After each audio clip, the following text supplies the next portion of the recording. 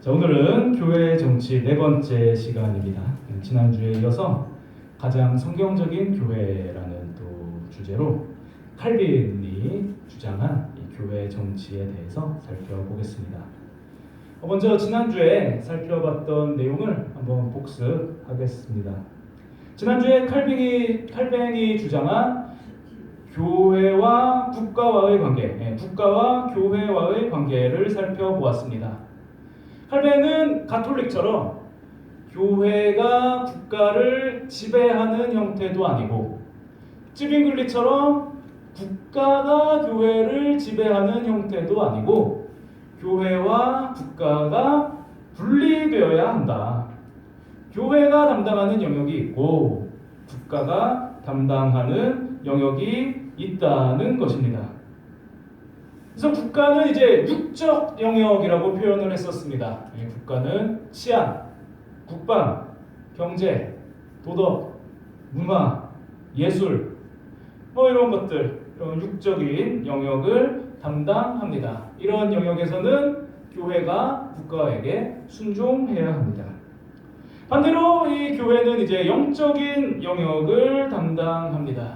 이 영적인 영역, 교회 안에서 하나님을 섬기며 이 사람이 영적으로 하나님께서 창조한 사람으로서 마땅히 해야 할 일들, 이 신앙에 연관된 것들, 이것은 국가가 담당합니다. 그러니까 국가와 교회가 분리되어서 각자 영역을 담당하되 협력하고 또 국가는 교회가 영적인 영역을 잘 담당할 수 있도록 도움을 주어야 한다는 것입니다. 자, 그러면 교회가 영적 영역을 담당하는데 교회가 그냥 알아서 잘 담당할 수는 없잖아요. 영적인 거 중요한 건데 교회가 그냥 사람 모여가지고 야, 우리 알아서 열심히 잘해보자. 열심히 하면은 다 잘 돼. 이런다고 그게 되겠습니까? 교회에도, 교회 안에도, 교회 내부에도 체제, 법, 제도 이런 것이 필요합니다. 그래서 우리가 그런 것을 교회 정치라고 표현하는 것입니다. 교회 정치. 자, 그래서 이 칼뱅이 외부적으로 교회와 국가와의 관계에 대해서 말한 것을 지난주에 살펴보았고, 이번에는 이 교회 정치, 칼뱅이 교회를 어떻게 운영할 것인가, 교회 정치에 대해서 오늘 살펴보려고 했는데, 오늘 그것을 살펴보기 전에 오늘은 이 교회 정치가 결국은 영적 영역을 잘 다스리기 위한 거거든요. 근데 그렇다면 이 영적 영역이란 무엇인가? 이 교회가 잘 담당해야 하는 이 영적 영역은 무엇인가? 그것을 오늘 한번 살펴보려고 합니다. 이 영적 영역이란 결국 다른 말로 하면 신앙의 영역이거든요. 신앙의 영역. 성도가 복음을 잘 믿고 하나님께 영광 돌리는 삶을 살고 또 자기가 받은 구원을 누리는 것, 이것을 신앙, 이 영적 영역이라고 할 수 있습니다. 그런데 그런 것은 조금 구체적이지가 않은 것 같아요. 예를 들어서 복음을 믿는다라고 하면은 이 믿음을 어떻게 믿을 것인가? 하나님께 영광 돌리라고 하면은 이 영광을 어떻게 돌릴 것인가? 그리고 구원을 누리라고 하면은 이 구원을 어떻게 누릴 것인가? 조금 더 구체적인 게 필요하죠. 그래서 이 영적 영역이란 좀 구체적으로 무엇인가? 이것을 오늘 한번 알아보려고 합니다. 자, 근데 이것은 의외로 그 답이 간단하게 나옵니다. 교회에서 제일 중요한 게 뭔가 생각해 보면 돼요.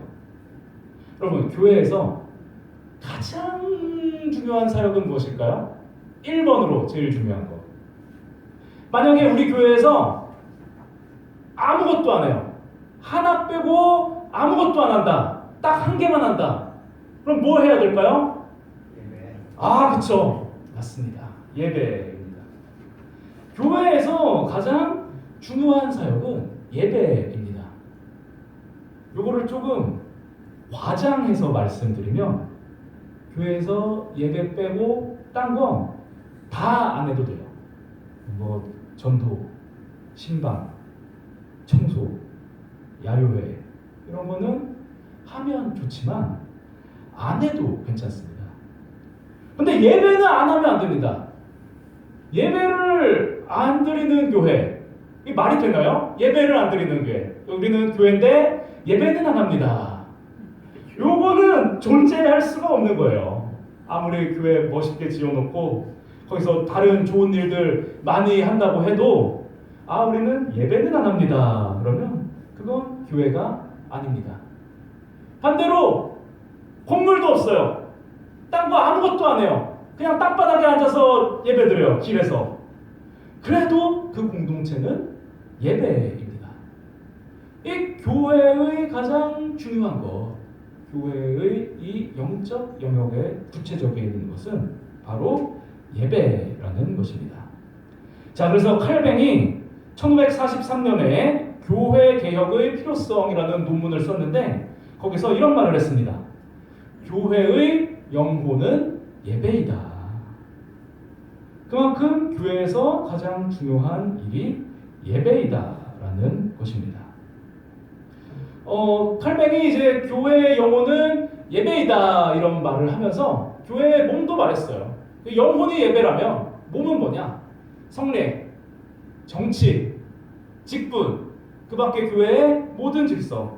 그러니까 예배 빼고는 다 몸이라는 거예요. 예배 빼고는 다 몸이다. 그래서 오늘은 칼뱅은 예배를 어떻게 드리라고 했는지 그것을 살펴볼 겁니다.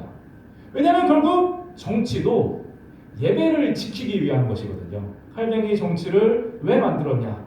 예배를 지키기 위해서, 예배를 온전히 세우기 위해서입니다. 그래서 정치를 살펴보기 전에 예배를 먼저 살펴보는 것이 더 유익하겠다 이런 생각이 들어서 사실은 제가 바꿨습니다. 원래 오늘 정치를 하려고 했는데 예배를 먼저 해야겠다 이렇게 바꿨습니다. 그래서 오늘 칼뱅이 주장한 예배란 무엇인지 함께 살펴보겠습니다. 먼저 질문 제가 하나 준비했습니다. 우리 교회는 주일날 예배를 2번 드리죠. 주일 오전 예배, 주일 오후 예배. 칼뱅은 주일날 예배를 몇 번 드리라고 했을까요? 누가 3번이라고 말씀하셨죠? 아유, 훌륭하십니다. 어떻게 한 번에 맞추셨을까? 진짜로 3번 드리라고 했습니다. 칼뱅이 이제 제네바 교회 규범, 제네바 교회 규범이라는 것을 제출해서 제네바 시의회에서 통과가 됐습니다. 제네바 시에서는 다 저 교회 규범에 따라서 예배를 드려야 합니다.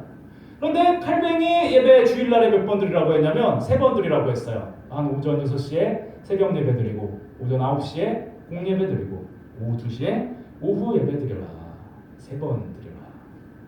그러면은 우리도 주일날에 3번 해야 되지 않을까요? 우리도 새벽 예배 해야 되나? 우리 딴 교회 중에 좀 강북구에 주일날에 새벽 기도하는 데가 좀 있죠?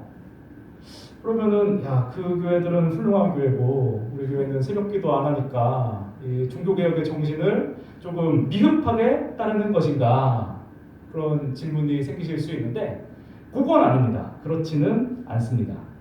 자, 칼뱅이 이제 주일에 새벽 예배를 드리도록 해서 주일날 3번의 예배를 드리라고 했는데, 저 새벽 예배가 뭐냐면은 주일 공예배, 저 오전 9시 예배, 저거 못 드리는 사람들을 위한 예배입니다.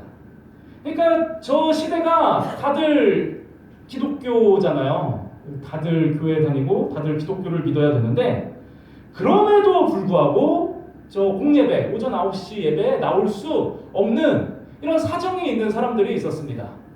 화인들이 있었고, 종들, 그리고 뭐 팔아야 되는 상인들이 있었고, 또 어떤 노동자들, 일이 있어가지고 저 주일 오전 예배 못 가는 사람들이 있었어요. 그러니까 저 공예배와 동일한 말씀을 준비한 이 새벽 시간에 드리는 예배, 그 예배를 드리라고 한 겁니다. 그러니까 지금 우리 식으로 따지면은 뭐 딴 교회들 뭐 1부 예배, 2부 예배 이런 식으로 하잖아요.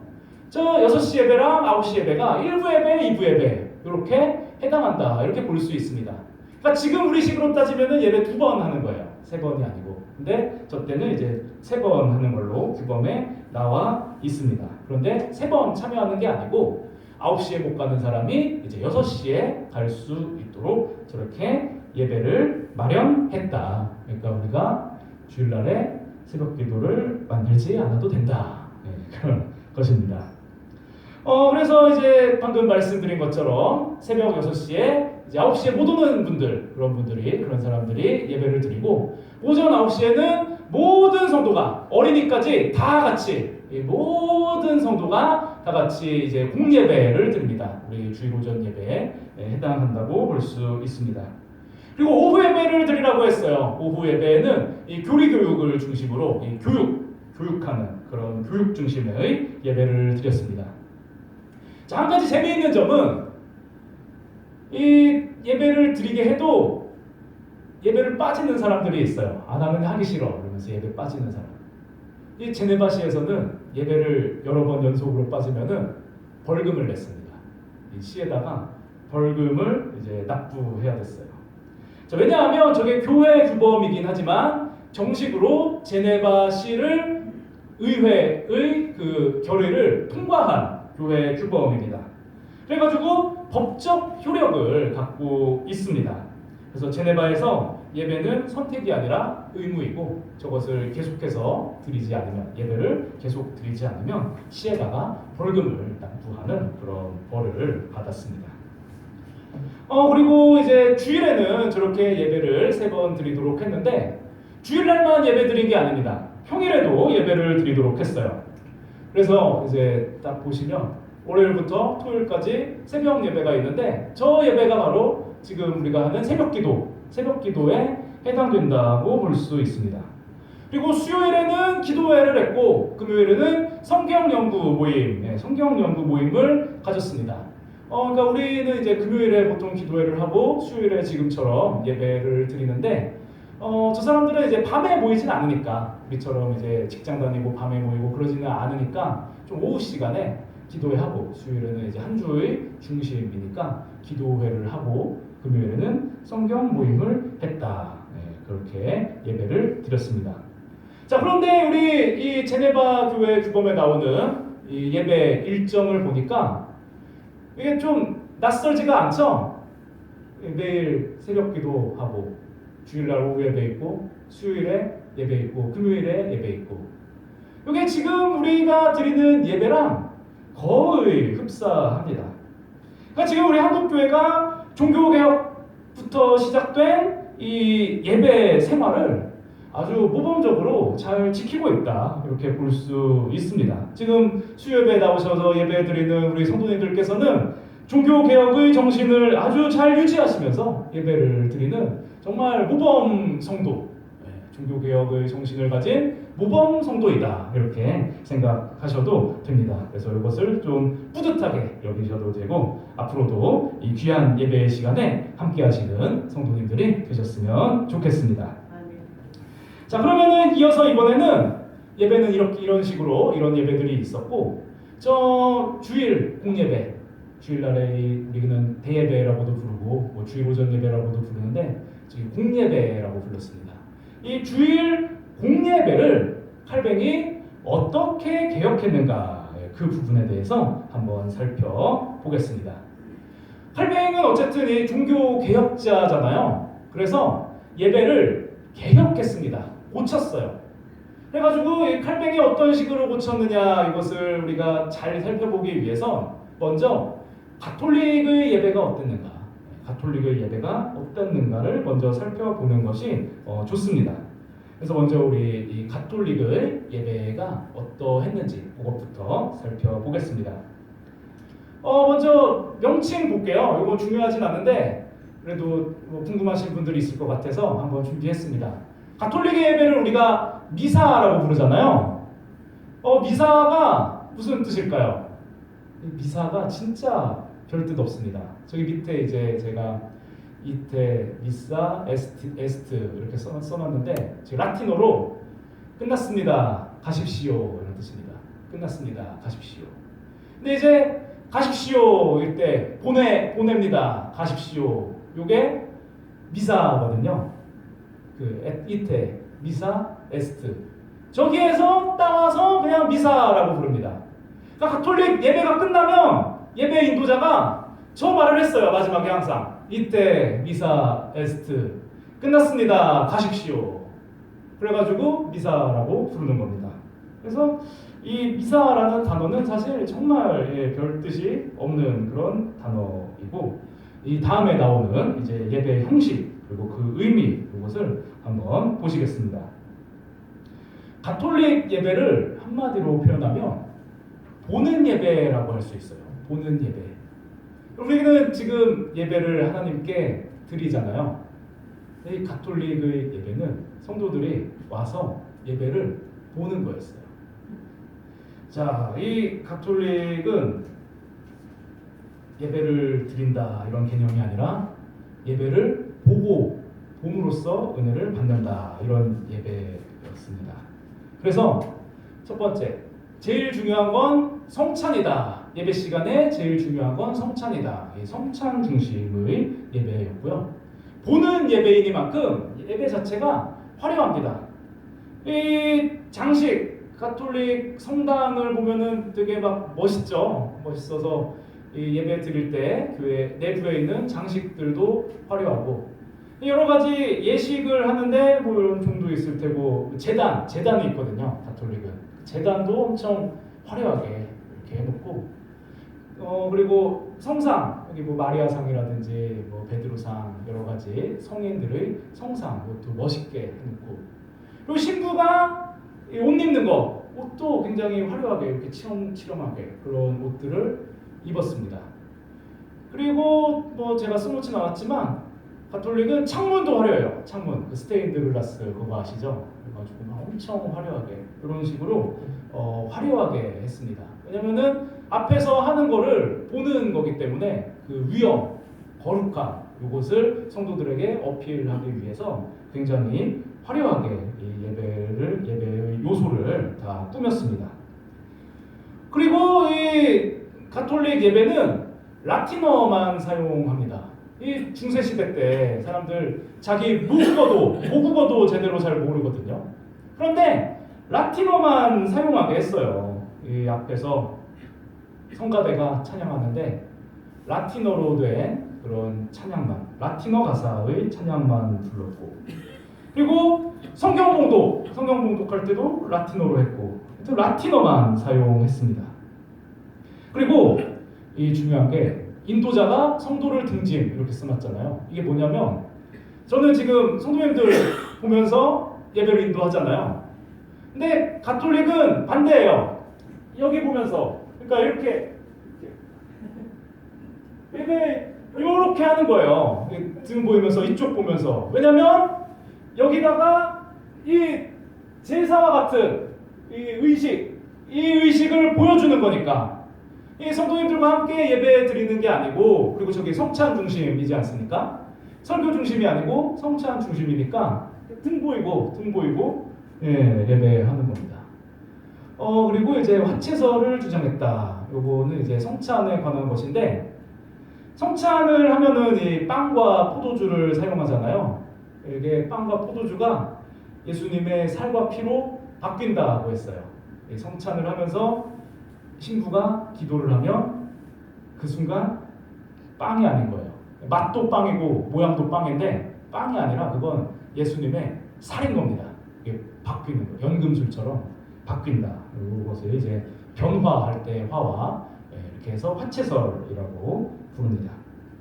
자, 그래가지고 조금 더 구체적으로 아예 그 가톨릭 예배 순서를 말씀드리면, 가톨릭 예배는 두 부분으로 나눠져 있거든요. 두 부분으로. 첫 번째가 말씀 전례예요. 말씀 전례. 그러니까 저 전자가 이제 법전자인데 그냥 의식 뭐 이런 뜻이고, 얘도 예식 이런 뜻이라서 첫 번째는 말씀의 예식이다. 그래가지고 처음 시작할 때 입당송, 자비송, 대영광송 이런 거 부르는데 라틴어로 부릅니다. 성도가 같이 부를 수 없어요. 입 딱 다물고 가만히 있어야 됩니다. 그래가지고 라틴 뭐라고 하는지도 모르는데 그거 들어야 되고, 그 다음에 성경 봉독 하잖아요. 서간 및 복음 낭독 이거 읽는데 신부가 이것도 라틴어로 읽습니다. 어디 있는지도 못 알아들어요. 이 내용이 뭔지도 사람들 하나도 못 알아듣습니다. 그냥 라틴어로 다 읽고. 그 다음에 이제 설교, 강론이라고 하죠. 설교를 하는데 아주 짧게 하고 안 하고 그냥 넘어가는 경우도 많았다고 합니다. 그러니까 이 말씀 전례는 아주 작은 부분이에요. 전혀 중요하지 않은 부분입니다. 중요한 거는 바로 저 성찬 전례인데 처음에 봉헌합니다. 이제 헌금이 아니고 이 빵과 포도주를 저 뒤에 있는 제단에 딱 놓는 거예요.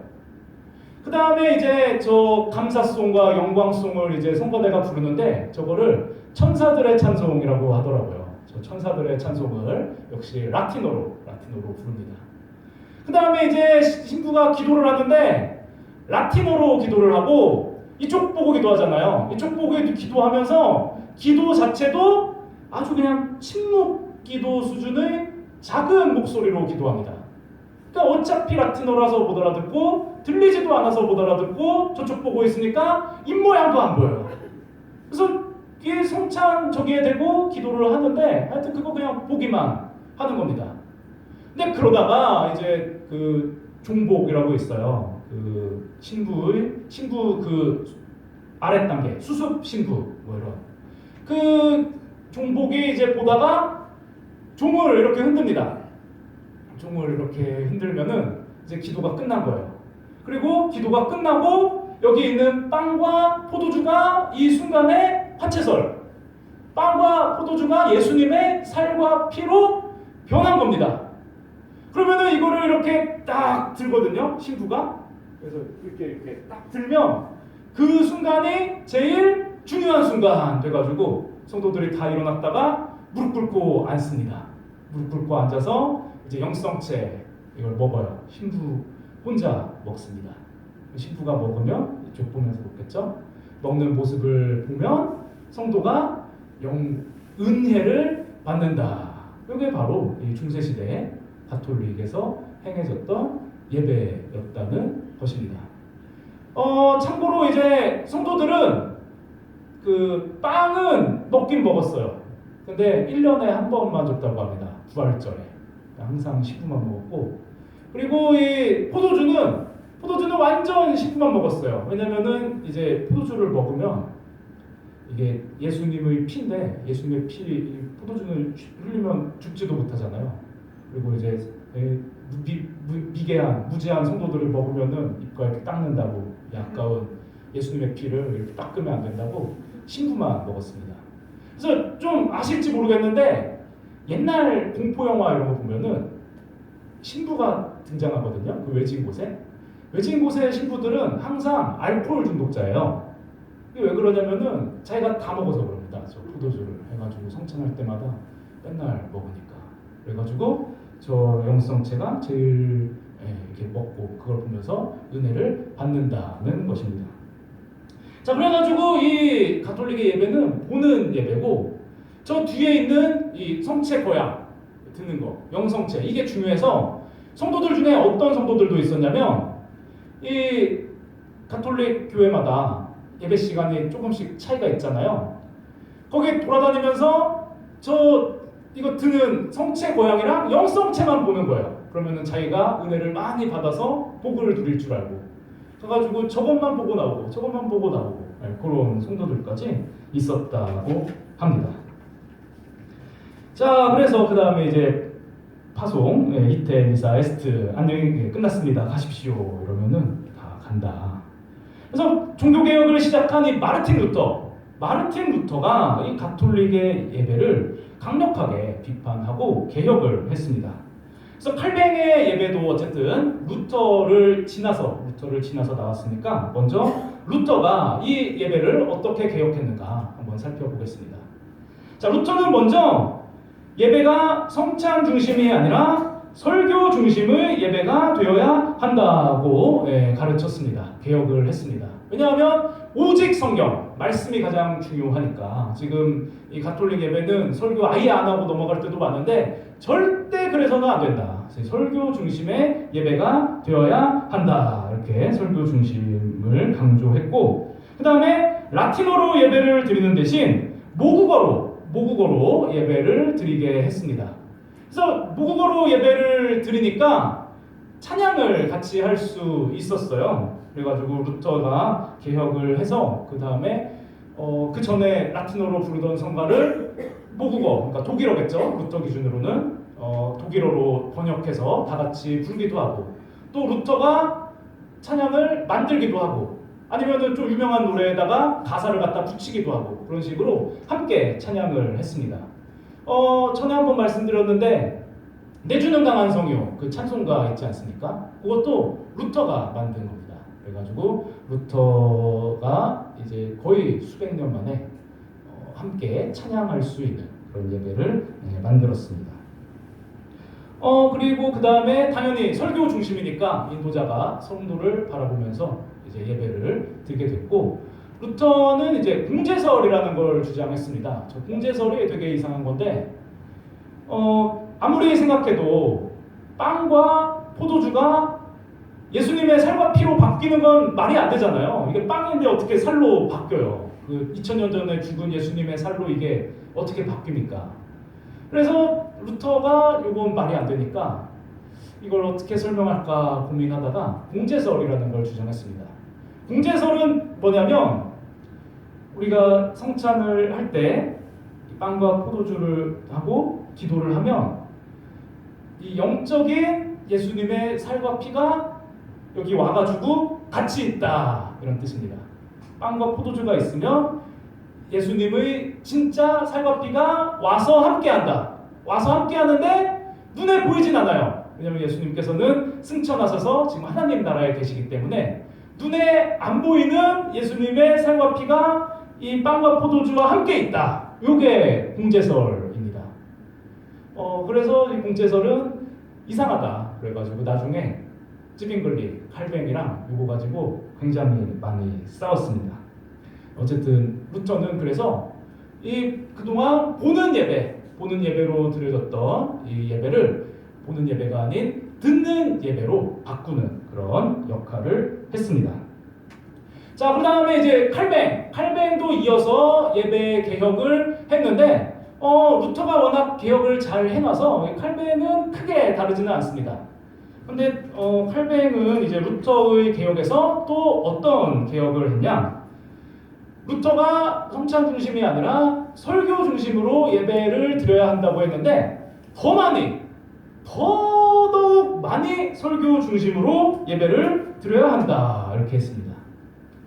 그 칼뱅은 굉장히 철저하게 예배는 말씀 중심이어야 한다, 이것을 강조했어요. 그래가지고 칼뱅의 모든 예배에 대한 개혁은 예배는 말씀 중심이어야 한다, 이 사상이 들어가 있습니다.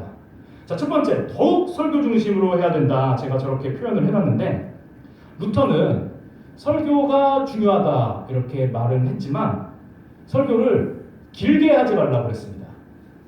이 루터가 실제 한 말인데, 설교 길게 하지 말고 청중이 지루해하기 전에 끝내라, 이렇게 말했어요. 그래서 실제 루터 본인도 항상 20분에서 30분 정도로 설교를 했다고 합니다. 그런데 칼뱅은 설교가 너무 중요하니까 이렇게 말했어요. 설교는 가능하면 최대한 길게 해라. 그래서 칼뱅은 최소 1시간, 짧으면 1시간 했고 길면 2시간, 3시간 이렇게 설교를 했다고 합니다. 그래서 저는 이제 우리 대한예수교장로회 합동교단 소속 목사로서 칼뱅을 존경하지만 이 부분만큼은 루터를 좀 지지합니다. 저도 이렇게 좀 열심히 노력해서 최대한 길게 하려고 하는데, 지금 제가 성동교회 와서 설교하는 그게 제 영혼을 다해서 길게 하는 거예요. 그 이상은 길어질 수가 없습니다, 제 능력으로는.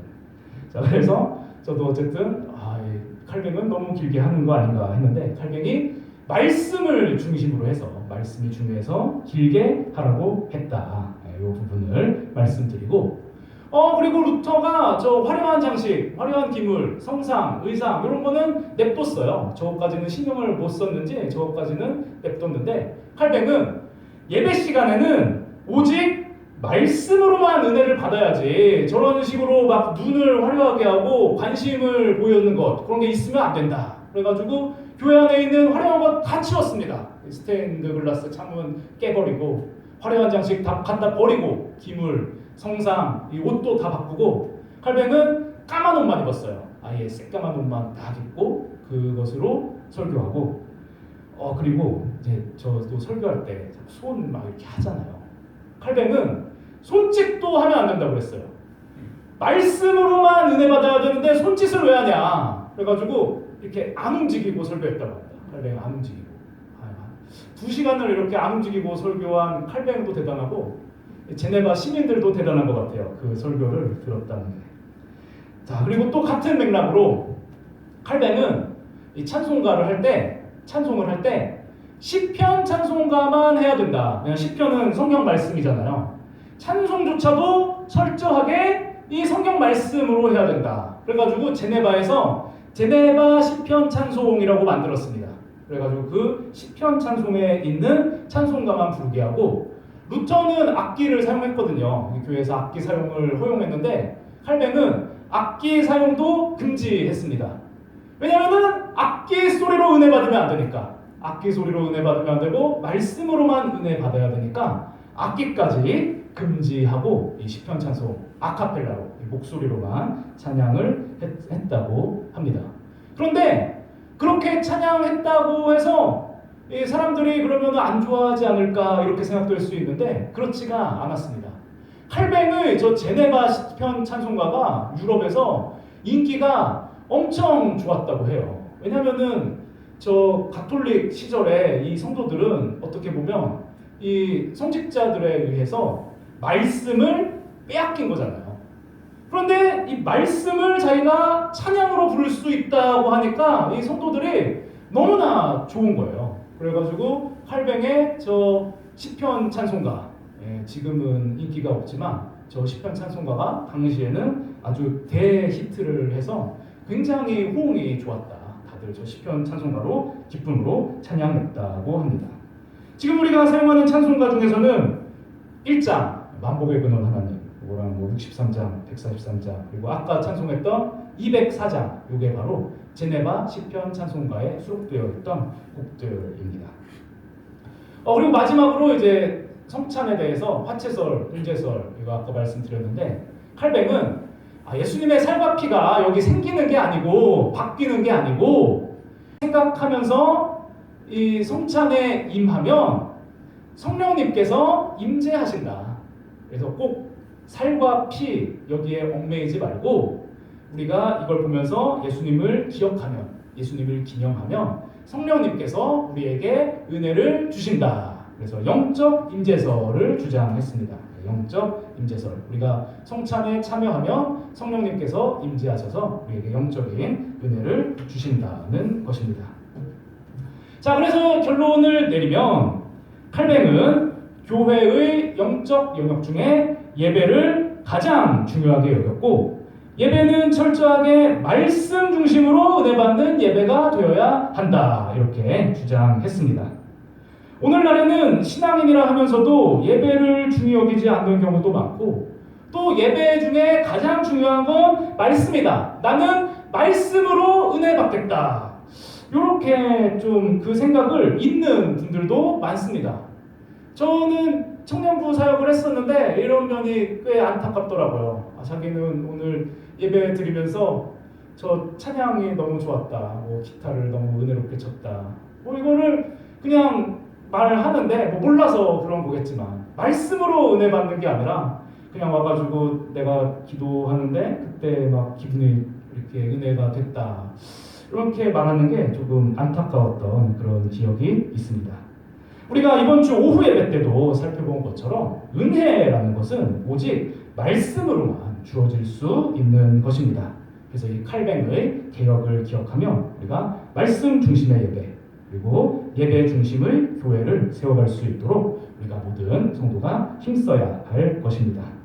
오늘 살펴본 이 칼뱅의 예배 개혁을 기억하며 말씀 중심의 예배를 통해 하나님께서 주시는 은혜를 경험하는 삶을 사시는 우리 사랑하는 성도교회 모든 성도님들 되시기를 주님의 이름으로 축원드립니다.